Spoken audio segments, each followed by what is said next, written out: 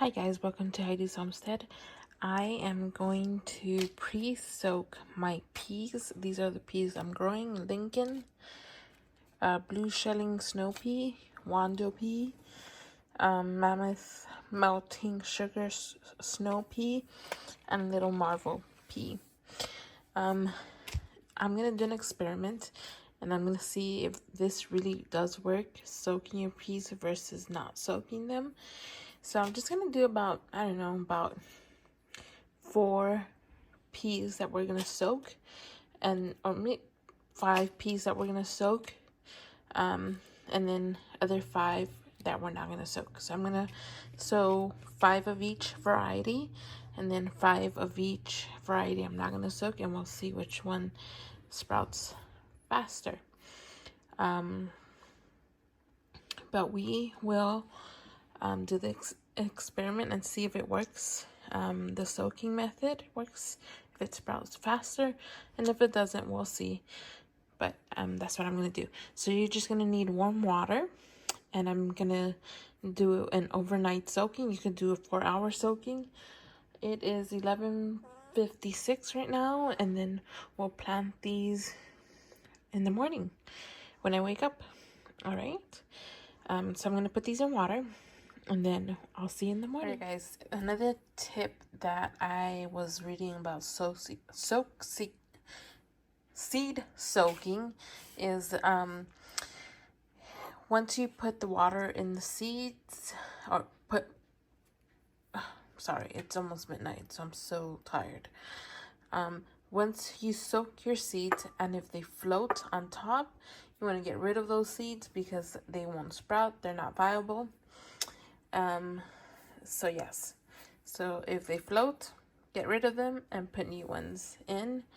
But here are the seeds. I'm gonna leave them here like this so I can know which ones are which, and then I bring you back in the morning. Hi guys, it is morning and it's time to get our peas into our soil.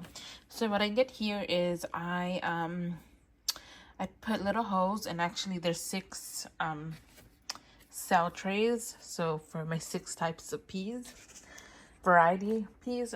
So all I did was, and I'm putting 1 in each cell, I did it with a Sharpie marker, and I just put a little hole like that, and that's perfect because I put 6 peas in the water. And there's 6 varieties, so this worked out pretty well. And I'm growing them in bigger cells like that. I think going on forward, I'm gonna order some more of these so I can grow my tomatoes and peppers and eggplants in these, because they have more room and I can leave them in there for longer. But anywho, that's not the video for this. So this is how the peas look like when they've been sitting probably more than 8 hours now. They've been in the water, and as you saw last night, they were dry and they kind of were smaller. As you can see now, they got them plump.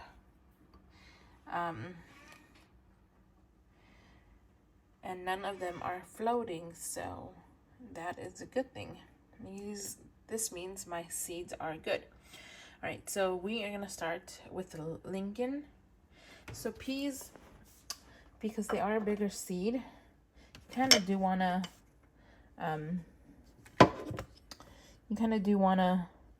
do a little deeper hole, just like that, and we're gonna cover it. And I could have done it a little bit more deeper, but that is fine. So I will just do that. You kind of don't want to squeeze them because they are plump. And this is going to be my, last year I did put some peas, but I didn't do a good job growing them. But this year we are going to do a better job. Next is the blue shelling snow pea. And that's how they look like. And again, we're just going to put one in each cell. And hopefully they all sprout. And the water, when you soak them, supposedly the germination, it takes less for them to germinate if you let them soak overnight. Just like beans. Corn also, I heard you could do that with too. So we'll see how long it will take to germinate. I'm gonna put this in there. Next is the Wando pea. I believe the Wando. Whoop, there you go. Wando. Where did I put that one? Oh, it's right here. Okay. So if you soak them, they're supposedly they don't take as long to germinate as versus not soaking them. So we shall see how long these will germinate. I will keep you guys updated. Any tips on growing peas, please let me know.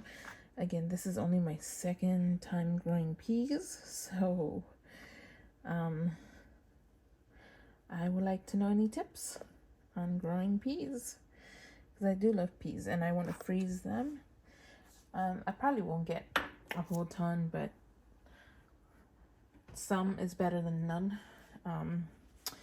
And it depends. So spring is going to be like my experiment, and like for my broccoli, my cabbage, my cauliflower, peas, any cold weather crop is going to be my experiment. And if they do good, then we're going to plant them in the fall.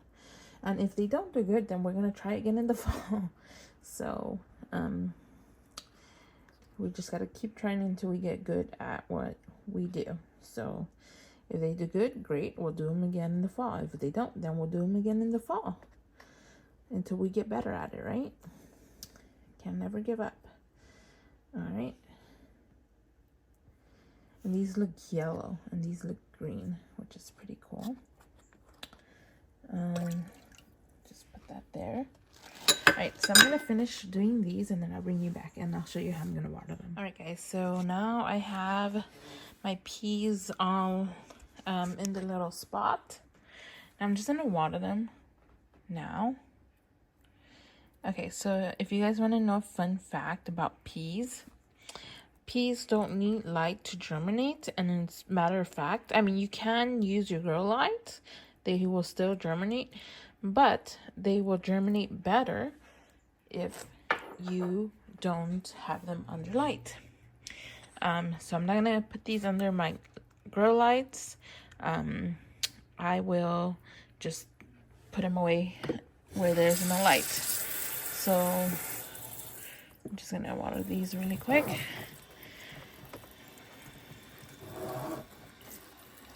Just like that.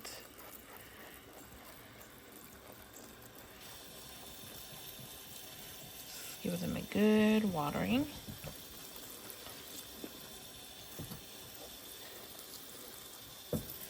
And then I'm just going to cover them.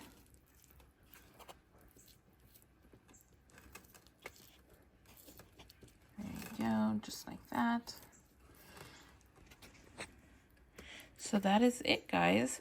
That is what you do to sow peas. Come and learn with me and perfecting to grow peas. And hopefully they will do good for me. If you've never grown peas, learn with me. We'll learn together. If you could even grow them with me too. Sow your own peas. First, you want to soak them for overnight. You can soak them for 48 hours. That's the longest you want to soak them. I just did overnight, a little over 8 hours. So that's fine, but you don't want to go over 48 hours. And then you want to plant them. And a lot of people say you don't want to, peas don't like getting transplant. I follow this guy on YouTube, and he says that that's not true. He's always grown them in cells like this, and they always do good for him. And he shows us, his name is Gary Pilarki, and he gives really good tips on if you're new on gardening. So I follow him a lot, and his peas look wonderful. So I'm doing it his way. I'm following his tips, and we'll see how these do. And again, if they do great, we'll grow them. We'll grow more in the fall, and if they don't, we'll still grow them in the fall too. Probably not as much, the same amount as I did today. But if they do great in the spring, we'll grow much more in the fall. But we just gotta learn and master it. So I know this garden, it's gonna be a tester garden for me. Yes, it's gonna be a bigger scale because I'm gonna have an in-ground garden. But it's gonna be more of a testing, seeing if it's gonna be good, if it's gonna do good or not. And if it doesn't, then we're just gonna perfect it until it does well. I'm pretty confident in growing tomatoes, peppers, and eggplant, and but there's a lot of new stuff that I have not grown, and I'm a little nervous, but we're gonna do it and we're gonna perfect it. Would it be perfect this year? Probably not, but we're just gonna keep trying until we get it perfect. So I am pretty excited, and I'll give you guys updates for when they sprout, and you'll come along with me once I put them in the ground. Not in the ground, these are going to be grown in containers, so we will experiment with these. All right, guys, thanks for watching. Please like and subscribe, and I hope you like this video. Bye.